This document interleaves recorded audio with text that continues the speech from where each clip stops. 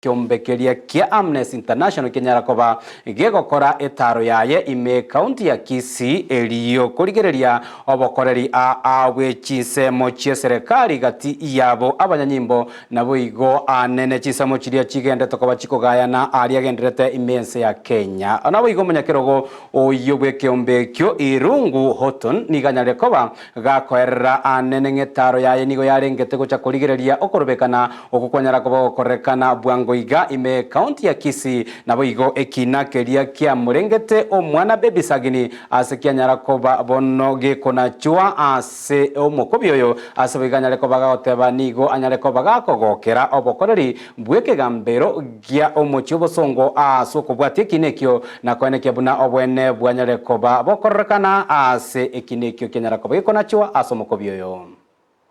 My name is Irungo Houghton. I'm the Amnesty International Kenya Executive Director, and I'm here in Kisii town to learn and listen to Amnesty members, and in particular Amnesty Kisii chapters of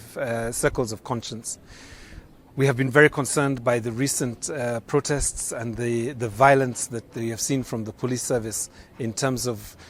stopping legitimate protesters from exercising Article 37 of the Constitution. Of course, that Constitution requires protesters to be non-violent, to essentially provide public issues in a way in which it does not lead to the loss of life or to the destruction of property. It is a good time to be in. It is also a good time to be in Kisii town because less than 1 week ago we saw the conviction of the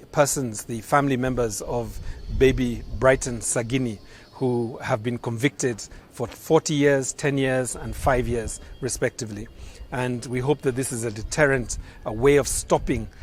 child rape, child defilement, sexual and gender-based violence. And we know that with the chapters of conscience here in Kisii, we can work against even issues like teenage pregnancies in our schools. So we ask all residents of Kisii to join Amnesty International, to be part of the Circles of Conscience, to bring their voice, their energy. And in particular, we call for the immediate implementation and establishment of a safe house for young minors so that we do not have the confusion that we saw with baby Sagini.